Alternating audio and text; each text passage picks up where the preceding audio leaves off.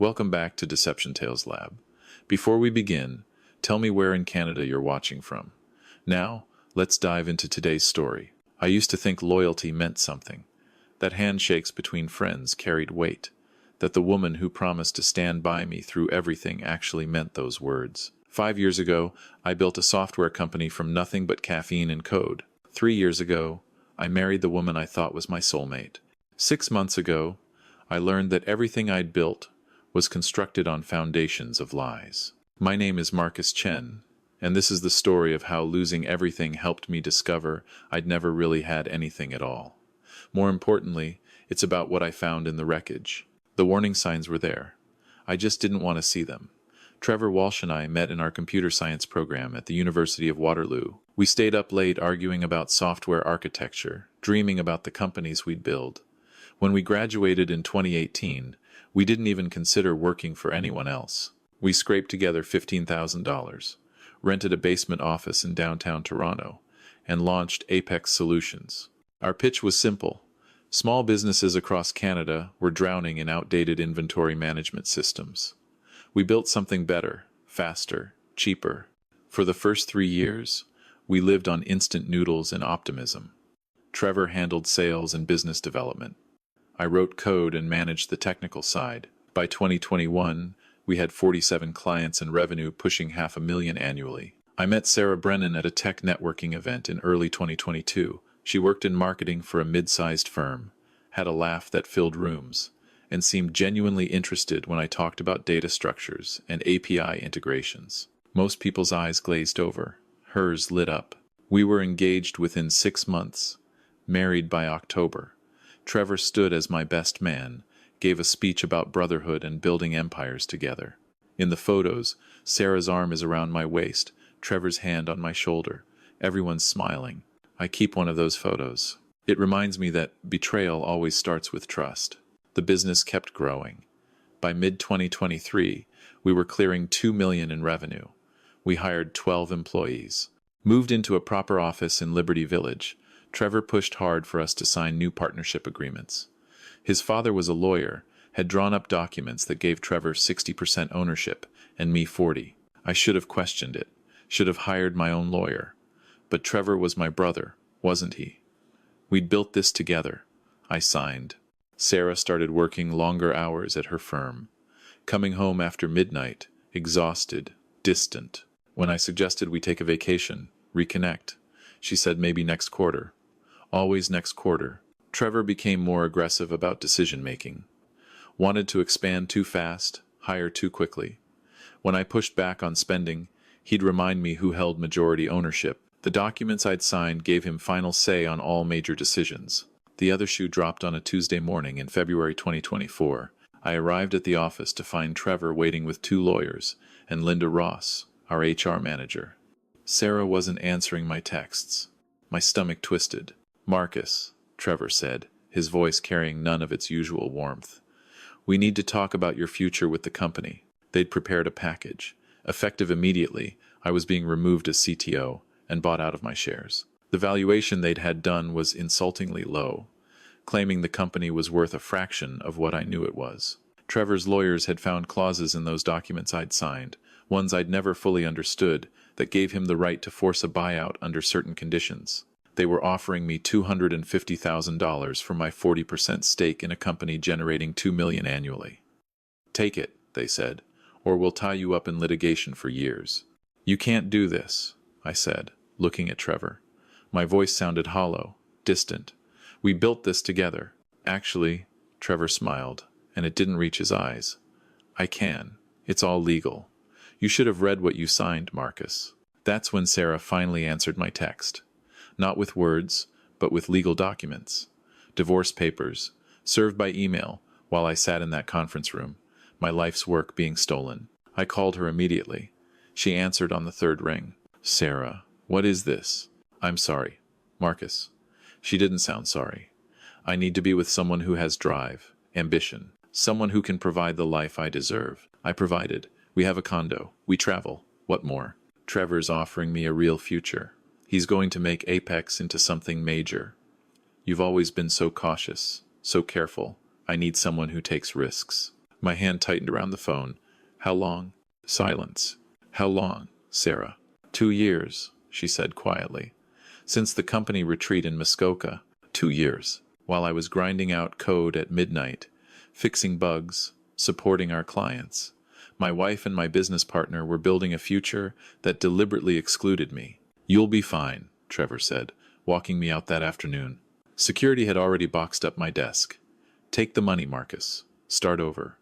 Maybe get a job at one of the big firms. You're a decent coder. Decent. 5 years of my life. Reduced to decent. The legal battle lasted 3 months. I hired a lawyer, but Trevor's father had done his job well. Those documents I'd signed were airtight. My lawyer got them up to $320,000, minus legal fees. After taxes and paying off the condo mortgage, I had just under $200,000. Except Sarah's lawyer argued that since we'd purchased the condo during our marriage with company distributions, she was entitled to half its value. More legal fees, more negotiations. By the time it was settled in May, I had $83,000 and nowhere to live. Trevor and Sarah moved into my old condo together. She posted about it on Instagram. New beginnings, new adventures, with a man who knows how to win. The comments were full of congratulations. I rented a bachelor apartment in Scarborough for $1,400 a month. 1 room, a bathroom the size of a closet, and a window that overlooked a parking lot. At night, I could hear my neighbors arguing through paper-thin walls. I'd sent out 50 applications to tech companies across Toronto. Got 3 interviews. 2 rejected me after speaking with Trevor, who I later learned was giving reference calls that subtly destroyed my reputation. The 3rd offered me a junior developer position at $55,000 annually. Junior. At 32, with a decade of experience, they wanted to pay me what I'd earned straight out of university. I turned it down.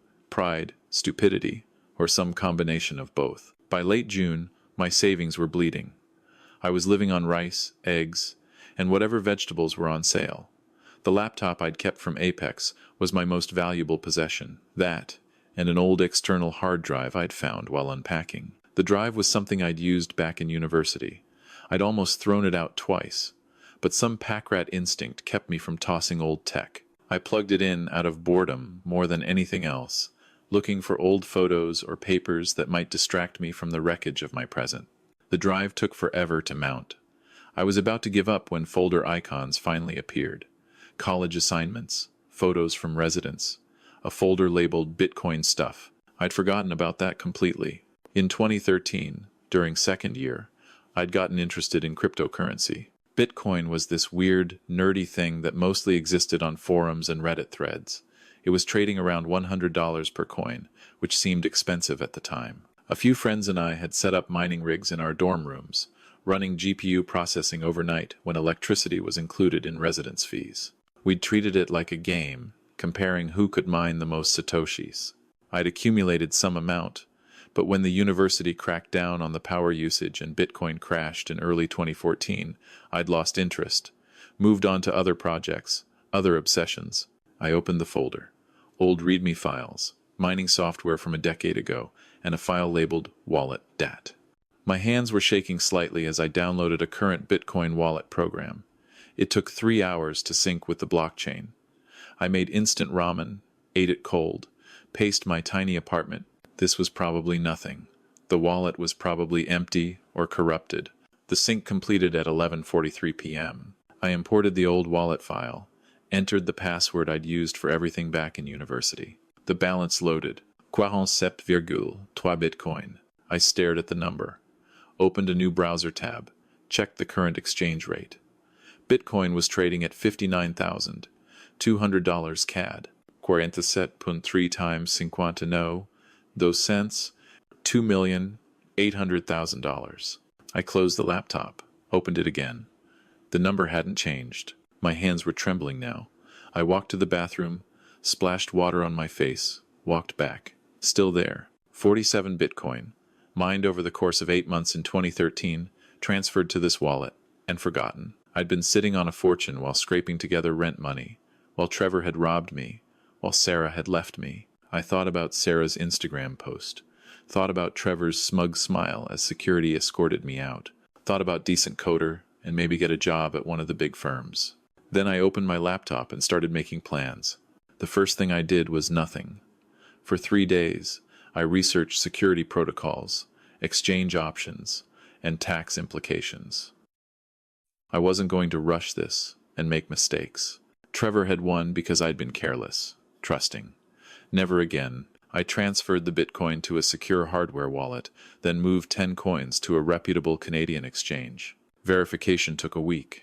The exchange rate fluctuated, but when the deposit cleared and I sold, I had $587,000 CAD in my bank account. I stared at the number the same way I'd stared at the Bitcoin balance. Then I moved half to a high-interest savings account and started assembling my team. First was Diane Foster, a business lawyer in Mississauga who specialized in shareholder disputes. I'd found her through a legal forum where people discussed getting screwed by business partners. Her consultations cost $400 an hour. I booked 3 hours. "Mr. Chen," she said, reviewing the documents I'd signed with Trevor, "these are remarkably one-sided. Your previous counsel should have advised you never to sign anything like this without extensive negotiation." I didn't have counsel. Trevor's father drew them up. Trevor said it was standard. Diane looked at me over her reading glasses. "It's standard if you want to rob someone blind. These documents give Mr. Walsh almost complete control. However," she tapped one section, "there may be avenues. If we can prove fraud, misrepresentation, or breach of fiduciary duty, we might be able to challenge the buyout." "What would that take?" "Evidence. Financial records showing he misled you about company value. Proof he was planning this buyout while actively deceiving you about the business's direction. Documentation of any assets he failed to disclose." "What if I could provide all of that?" She smiled slightly. "Then we'd have a case." The second person I contacted was Jackson Kim, my old algorithms professor from Waterloo.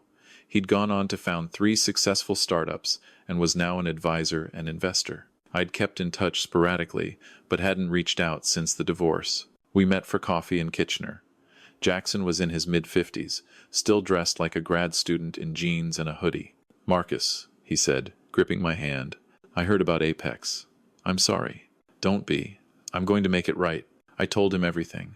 The buyout, the divorce, the discovery. He listened without interrupting, occasionally nodding. "You know what Trevor's problem is?" Jackson said finally. "He thinks sales and charisma are enough, but software companies live or die on their tech. You were the tech. Without you, Apex is running on momentum and legacy code. That's what I'm counting on." "What do you need?" "Advice. Maybe investment, if I decide to build something new. Mostly, I need someone who understands the industry to tell me if my thinking is sound." Jackson grinned. "Kid, your thinking was always sound. It was your judgment of character that needed work." The third person was Linda Torres, a private investigator recommended by Diane. Linda was in her 40s, ex-RCMP, with a reputation for thorough work and discretion. "You want me to dig into your ex-wife and former partner?" she confirmed during our meeting. "Everything. Financial records, daily activities, business dealings.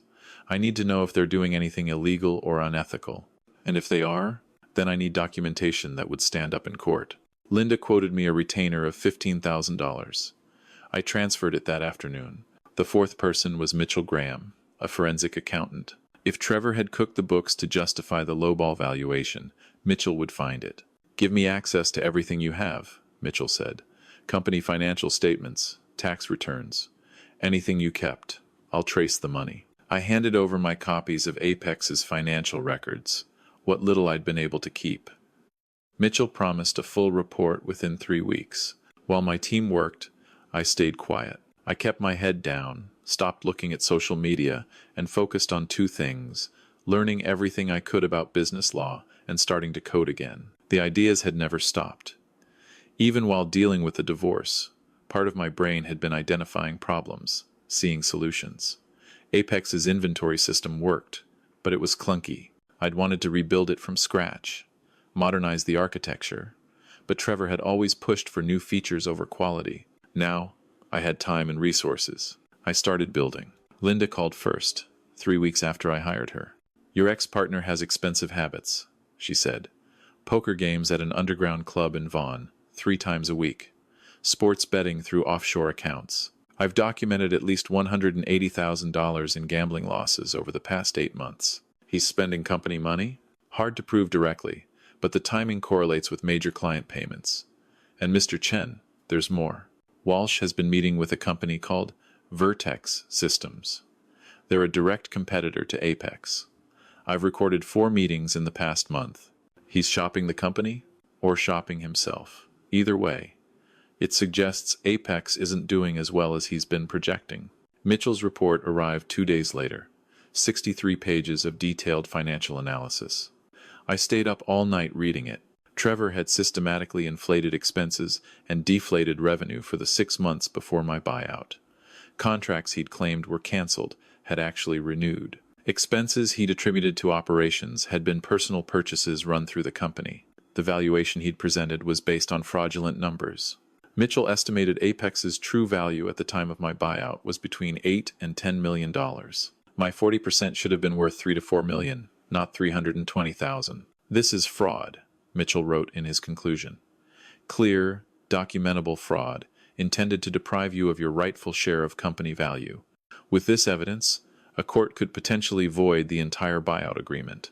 I sat in my bachelor apartment, reading and rereading the report. I could sue, drag Trevor through court, expose everything, fight for my share of Apex. Or I could do something better. I called Jackson. I'm not going to fight over the old company, I told him. I'm going to build a new one and destroy them. Now you're thinking like a founder, Jackson said. Over the next month, I built the core of what I was calling Vantage systems. Everything I'd wanted to do with Apex, but better. Cloud-native architecture, AI-assisted inventory prediction, seamless integration with every major e-commerce platform. I worked 16-hour days, fueled by coffee and cold anger. Jackson introduced me to Sarah Okonkwo and Dev Malhotra, 2 senior developers who'd left their jobs at a major firm due to ethical disagreements with management. They looked at my code, looked at each other, and signed on. This is clean, Dev said. Elegant. Way better than the bloated mess most inventory systems run on. By September, we had a working prototype. I'd spent about $120,000 of my Bitcoin money on development and legal fees. I had a product that was demonstrably better than Apex's offering. Now I needed clients. Linda's surveillance had provided something valuable. A list of Apex's current customers. More importantly, a list of customers who weren't happy. Trevor's focus on sales over service meant response times had cratered. Bugs were taking weeks to fix. The product I'd built was slowly degrading under poor maintenance. I started making calls. Mr. Harrison, my name is Marcus Chen. I used to be CTO at Apex Solutions, and I understand you've been experiencing issues with your inventory system. Frank Harrison owned a chain of sporting goods stores across Ontario.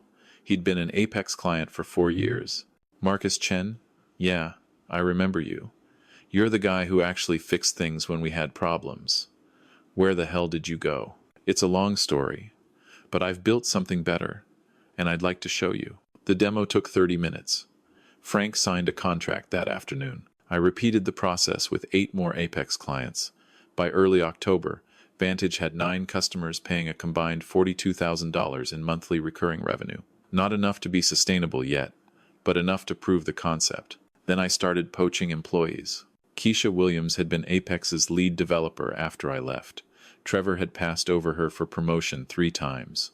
I offered her CTO position and a salary increase. She gave 2 weeks' notice the next day. By mid-October, 4 of Apex's best engineers had joined Vantage. The exodus caught Trevor's attention. He called me for the first time since buying me out. What do you think you're doing? His voice was tight. Building a company. That's still legal in Canada. You signed a non-compete. Actually, I didn't. I checked with my lawyer. That non-compete clause you claimed was standard. It was never properly executed. No signatures from both parties. Not enforceable. Silence on the line. You're stealing my employees, Marcus. I'm offering talented people better opportunities. That's called capitalism, Trevor. You should understand. You wrote the book on taking what doesn't belong to you. He hung up. Linda called that evening. Walsh just posted a job listing for senior developers. 3 positions. And I saw him meeting with a business broker yesterday. He's selling. Looks that way. Company's struggling without its technical founder. Clients are leaving. Employees are leaving. The smart move is to unload before everyone realizes the emperor has no clothes. I pulled up LinkedIn. Sure enough, Apex was hiring. The job descriptions were desperate, offering salaries they couldn't afford. That's when I noticed Sarah had posted a photo of her and Trevor at a restaurant, champagne glasses raised, celebrating new opportunities and exciting times ahead. The comments were full of congratulations. Nobody knew the company was hemorrhaging clients. Nobody knew Trevor was scrambling to find a buyer before everything collapsed. I looked at my Bitcoin wallet. Still had 37 coins left. At current prices, about $2.2 million CAD. I made a call. Jackson, I need you to do something for me. I need you to express interest in acquiring Apex Solutions. You want to buy the company that screwed you over? I want to waste Trevor's time, force him to open his books, and then walk away when he realizes who's really behind the offer. Jackson laughed. That's cold, Marcus. I love it. Jackson contacted Trevor through official channels, representing a group of investors interested in acquiring growing software companies. Trevor took the bait immediately. Over the next month, Jackson strung him along. Requests for financial data, questions about client retention, meetings about future projections. Every request revealed more of Apex's problems. Client churn was at 15% monthly. Revenue was down 30% from when I'd left. The product was broken, riddled with bugs that the remaining developers couldn't fix. Trevor had burned through most of the company's cash reserves on his gambling and lifestyle expenses. He's desperate, Jackson reported after their third meeting, asking if we can expedite due diligence, hinting he'd take a lower price for a faster close. How much? He's asking $4 million. I think he'd take 3. I thought about that. Apex, the company I'd built, was now worth less than what my share should have been, and Trevor was trying to sell it before everyone realized it was worthless. Make him an offer, I said. $3 million, subject to full due diligence. And I want every detail of his business practices exposed in the process. During due diligence, Mitchell's forensic accounting revealed everything. The personal expenses run through the company, the inflated costs, and hidden revenue that had justified my lowball buyout, the gambling losses, every unethical decision Trevor had made. Jackson scheduled a final meeting. I went with him. Trevor was waiting in Apex's conference room, the same room where he'd fired me 7 months earlier. He stood when we entered, hand extended, smile wide. Jackson, good to see you again. I think you'll find everything's in order for... He stopped when he saw me. Hello, Trevor, I said. His face went through several emotions. Shock, confusion, then dawning realization. This was you, the investor group. You're disappointed, I finished. The due diligence revealed some serious concerns about how Apex has been managed. Fraudulent bookkeeping, misappropriation of funds, undisclosed gambling debts. I set a folder on the conference table. Mitchell's forensic report, Linda's documentation, everything. This isn't an acquisition, Trevor said slowly. This is justice, I said. You robbed me, Trevor. Used documents your father created to steal my share of what we built. So I wanted you to know what it feels like to be desperate, to think you're saved, only to watch it slip away. You, son of a... We're withdrawing our offer, Jackson said calmly. And I should mention that copies of this due diligence report have been provided to the Canada Revenue Agency and the Ontario Securities Commission. They were very interested in the discrepancies we found. Trevor's face went pale. You'll be hearing from my lawyer, he managed. Actually, Diane Foster said, walking into the conference room, you'll be hearing from mine. I'm filing suit on behalf of Mr. Chen for fraud, breach of fiduciary duty, and about 6 other causes of action. We'll be seeking to void the entire buyout agreement and recover Mr. Chen's rightful share of company value, plus damages. Sarah appeared in the doorway. She must have been working in the office. She looked at me, at Trevor, at the documents spread across the table. Marcus, what's going on? Your boyfriend's business is collapsing, I said, and I helped push it over the edge. The gambling debts, the fraud, the terrible management, all coming home to roost. You're lying. Trevor said the company was doing great. We're about to sell to investors who don't exist, Trevor said quietly. He'd sat down, head in his hands. It was Marcus. The whole thing was Marcus. Sarah looked at the documents. Even from across the room, she could see the financial charts, the accounting reports, the evidence of everything Trevor had done. "How much did you lose gambling?" she asked. Trevor didn't answer. "How much, Trevor?" "About 200,000. But I was going to win it back. I had a system." Sarah's laugh was sharp, bitter. "You idiot. You absolute idiot." She walked out. I should have felt triumphant. Should have enjoyed watching Trevor's world crumble. Instead, I just felt tired. "You know what the funny thing is?" I said. "I would have helped you. If you'd come to me a year ago and said you had a gambling problem, that you needed help, I would have figured something out. We were brothers, Trevor. Or I thought we were." "I couldn't," Trevor said, not looking up. "You were always so perfect, so careful, never made mistakes. How could I tell you I'd screwed up that badly? So instead you destroyed me to cover your mistakes?" He didn't answer. Jackson, Diane, and I left. The lawsuit would take months to work through courts, but with the evidence we had, Diane was confident. At minimum, I'd recover what I should have received in the buyout. At best, Trevor would face criminal charges. The Canada Revenue Agency investigation moved faster. By December, they'd charged Trevor with tax evasion and fraud. The Ontario Securities Commission opened their own investigation. Apex declared bankruptcy in January 2025. The clients who hadn't already left scrambled to find new systems. Most came to Vantage. By February, we had 43 clients and monthly revenue of $180,000. Sarah tried to reach out in March. A text message, "Marcus, can we talk? I made a terrible mistake. I see that now." I didn't reply. She texted again. "I was stupid, greedy. Trevor promised me things, a lifestyle. But you were the real builder. You were always the one with actual talent." I blocked her number. Trevor's trial was set for September 2025. His lawyer was working on a plea deal. The Crown was pushing for 6 years. Sarah had avoided criminal charges but was named in the civil suits as a co-conspirator. Her marketing career was effectively over. No one wanted to hire someone who'd been involved in defrauding a business partner. By summer 2025, Vantage Systems had 92 clients, 18 employees, and was generating $680,000 in monthly recurring revenue. We'd secured Series A funding from a Vancouver venture capital firm. Jackson joined our board. I moved out of the Scarborough bachelor apartment into a townhouse in Leslieville. Nothing extravagant. 2 bedrooms, a small office, a backyard the size of a picnic blanket. But it was mine, bought with money I'd earned building something real. The remaining Bitcoin sat in my wallet. I sold another 5 coins and used the money to start something I'd been thinking about for months. The Founder Defense Fund. Too many entrepreneurs got screwed the way I had. Trusted the wrong partners, signed bad documents, found themselves robbed of what they'd built. The legal system was supposed to help, but lawyers cost money most people didn't have. The fund would provide legal support and small grants to founders fighting predatory partners. Diane agreed to serve on the advisory board.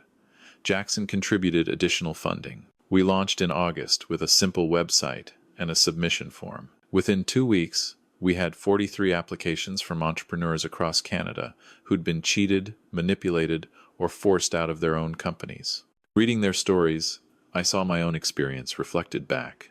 The trusted partner who became a stranger. The lawyer drafted documents that seemed fine until you needed to read them carefully. The casual cruelty of people who viewed business as war and compassion as weakness. We funded 8 cases in our first year. 4 resulted in settlements that restored equity to the rightful founders. 2 led to criminal charges against the fraudsters. 1 went to trial, and we won. I met Jessica Tran at a tech conference in November 2025. She ran a successful UX design firm, had built it herself from the ground up, and understood the industry's challenges. We talked for 3 hours about software architecture, business ethics, and the importance of protecting what you build. She didn't know my history with Trevor and Sarah, didn't know about the Bitcoin windfall. She just knew I was someone who'd built something valuable and was trying to help others do the same. Our first date was coffee and a walk through High Park. Our second was cooking dinner together at my townhouse. By spring 2026, she'd moved in. Trevor was sentenced in March 2026. 4 years in federal prison for fraud and tax evasion. His lawyer had negotiated down from 6, arguing Trevor had a gambling addiction that influenced his decisions. The judge was unimpressed but accepted the plea. I didn't attend the sentencing. Diane texted me the result. I thanked her and went back to work. Sarah messaged me one final time, from a new number I hadn't blocked. I hope you're happy now. You destroyed our lives. I thought about responding. Thought about telling her that she'd destroyed her own life, that I'd simply refused to let her destroy mine. Instead, I deleted the message and took Jessica to dinner. In May 2026, Vantage crossed $1 million in monthly recurring revenue. We celebrated with the team at a restaurant in King West. Keisha gave a toast about building something the right way, with integrity and care. Dev talked about working for a company that valued engineers as humans, not resources to be exploited. I raised my glass and looked around the table. 18 people who believed in what we were building. None of them knew about the Bitcoin, about Trevor and Sarah, about the revenge that had become redemption. They just knew we were building something good. Later that night, Jessica and I walked along the waterfront. The CN Tower glowed against the dark sky. Lake Ontario stretched out black and vast. "Do you ever think about what would have happened if things went differently?" Jessica asked. "If your partner hadn't screwed you over?" I thought about it. About the version of me who'd stayed at Apex, who'd trusted Trevor, who'd never discovered the Bitcoin wallet. "I'd probably be miserable," I said. "Still married to someone who didn't value me. Still working with someone who saw me as a resource to exploit. Still building someone else's dream instead of my own. So, it worked out, eventually. But I wouldn't recommend the path." She squeezed my hand. "What would you recommend? Get everything in writing? Hire your own lawyer? Even if you trust the other person completely. Maintain separate documentation of all financial decisions. And if someone asks you to sign something that gives them majority control of what you built together, run." That's the advice you're giving to the Founder Defense Fund applicants? More or less. Along with, your first mistake isn't the failure. It's trusting the wrong person. Your second mistake is staying in that relationship once you know who they really are. We walked in silence for a while. "I learned something else," I said finally. "Revenge is empty. It feels good in the moment, watching someone who hurt you face consequences. But it doesn't heal anything. The only thing that heals is building something better. Using what you learned from the pain to create something that helps others avoid it." Jessica stopped, turned to face me. "Is that what Vantage is? Something built from pain?" "Vantage is something built from failure," I said. "The Founder Defense Fund is built from pain. Vantage is what I needed to prove to myself. The fund is what I needed to prove to others." Trevor was released on parole in June 2028 after serving 2 years.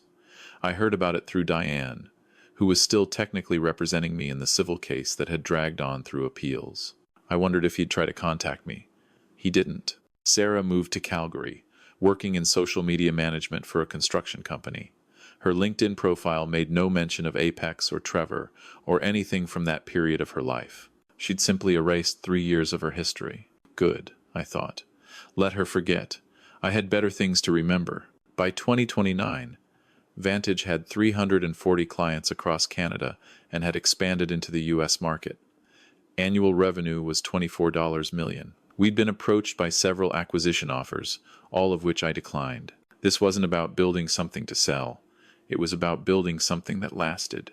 The Founder Defense Fund had helped 127 entrepreneurs recover equity or expose fraud. We'd expanded to include educational resources, template contracts reviewed by lawyers, and a network of mentors who'd survived their own partner betrayals. I still had the photo from my wedding. Trevor standing beside me, Sarah's arm around my waist. I kept it in a drawer in my office, underneath current financial statements and employee reviews. Sometimes I'd take it out and look at it. Not with anger anymore. Not even with satisfaction at how things turned out. Just with a sort of distant curiosity about the person I'd been. The person who trusted easily, who assumed good intentions, who believed loyalty meant something without proof. That person was gone. In his place was someone harder, more cautious, but also more capable. Someone who knew that trust had to be earned, verified, documented. Someone who understood that the difference between a good partner and a bad one could be the difference between success and destruction. I'd learned that lesson the hard way. The Founder Defense Fund existed so others might learn it more easily. If I could go back and tell the 2018 version of myself anything, it would be this. The person you trust most can hurt you worst. Protect yourself, not because you expect betrayal, but because you respect what you've built enough to guard it properly. Get a lawyer. Read every document. Maintain control of your own work. And when someone shows you who they really are, believe them the first time. Your loyalty to others should never exceed your loyalty to yourself. Trevor taught me that. Sarah reinforced it. And in the cruelest irony, they gave me the foundation to build something better than I could have imagined. Not because I wanted revenge, but because I refused to let their betrayal define me. The best revenge isn't destruction. It's building something they could never create, living a life they can't touch, helping others avoid the mistakes that cost you everything. That's justice. That's redemption. That's what turning $2.8 million in forgotten Bitcoin into something meaningful actually looks like. And there you have it. Another story comes to an end. What did you think? I'd love to hear your thoughts in the comments below. If you enjoyed this story, consider joining our community by subscribing. It means the world to us. Have you ever dealt with a dishonest business partner or been betrayed by someone you trusted? What lessons did you learn? Share your experience. You never know who might need to hear it. Remember, document everything, trust carefully, and never sign anything without your own legal counsel. Your future self will thank you.